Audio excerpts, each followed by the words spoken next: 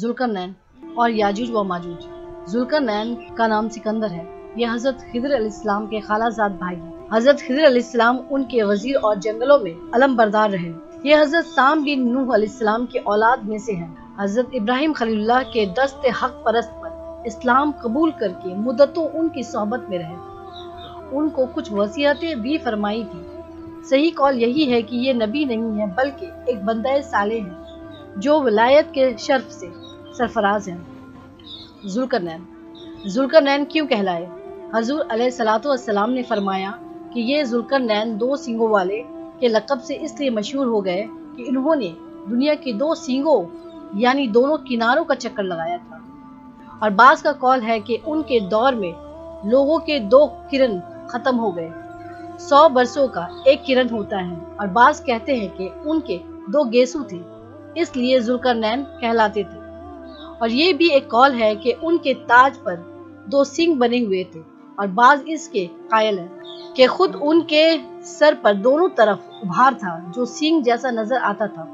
और बाज़ों ने ये वजह बताई चूंकि उनके बाप और माँ नजीबुल तरफीन और शरीफ ज़ादे थे, इसलिए उन लोग उनको ज़ुल्करनैन कहने लगे। अल्लाह ताला ने उनको तमाम रोए ज़मीन की बादशाही अता फरमाई थी। दुनिया में कुल 4 बादशाह ऐसे हैं जिनको पूरी ज़मीन की पूरी बादशाही मिली। उनमें 2 मोमिन थे और 2 काफिर।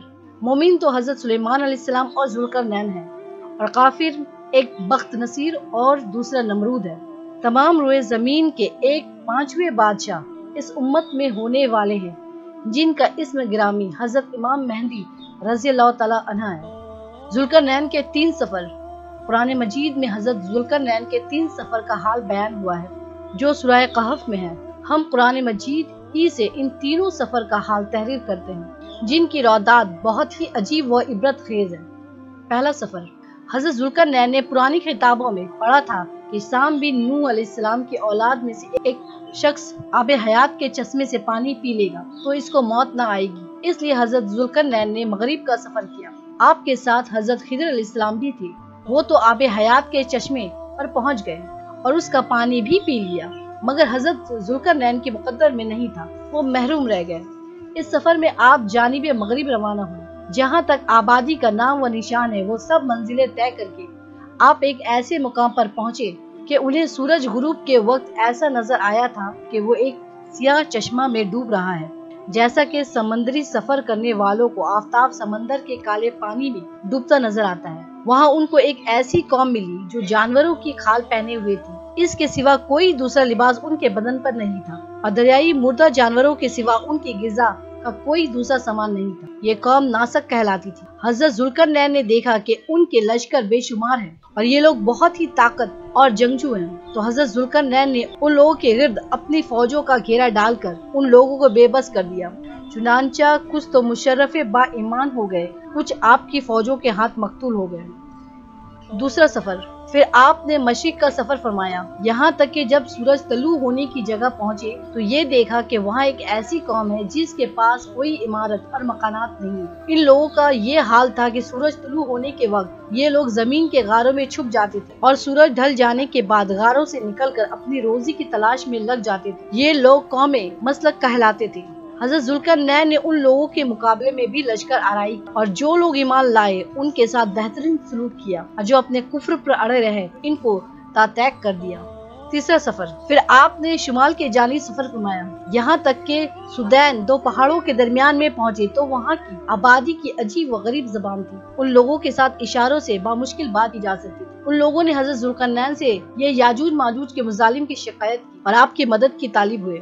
याजूज व माजूज ये आफ्त बिन नूह अलैहिस्सलाम की औलाद में से एक 7 ग्रोह है और इन लोगों की तादाद बहुत ही ज्यादा है और ये लोग बला के जंगजू और खूंखार और बिल्कुल ही वहशी और जंगली हैं जो बिल्कुल जानवरों की तरह रहते हैं। मौसम रबी में ये लोग अपने गारों से निकलकर तमाम खेती और सब्जियां खा जाते थे और खुश्क चीजों को लाद कर ले जाते थे। आदमियों और जंगली जानवर यहाँ तक कि सांप, बिच्छू, गिरगिट और हर छोटे बड़े जानवरों को खा जाते थे। सदे सिकंदरी। हजरत ज़ुल्करनैन से लोगों ने फरियाद की कि आप हमें याजूज व माजूज के शर اور ان کی ایذائیں اور عیسائیوں سے بچائیں۔ ان لوگوں نے ان کے عوض کچھ مال دینے کی بھی پیشکش کی تو حضرت ذوالقرنین نے فرمایا کہ مجھے تمہارے مال کی ضرورت نہیں، اللہ تعالیٰ نے مجھے سب کچھ دیا ہے، بس تم لوگ جسمانی محنت سے میری مدد کرو۔ چنانچہ آپ نے دونوں پہاڑوں کے درمیان بنیاد کھدوائی۔ جب پانی نکل آیا تو اس پر پگھلائے تانبے کے گارے سے پتھر جمائے گئے، لوہے کے تختے نیچے اوپر چن کر ان کے درمیان میں لکڑی اور کوئلہ بھر دیا اور اس میں آگ لگوا دی، اور اسی طرح یہ دیوار پہاڑ کی بلندی تک اونچی کر دی گئی اور دونوں پہاڑوں کے درمیان کوئی جگہ نہ چھوڑی گئی۔ پھر پگھلایا ہوا تانبا دیوار میں پلا دیا گیا، جو سب مل کر بہت ہی مضبوط اور نہایت مستحکم دیوار بن گئی۔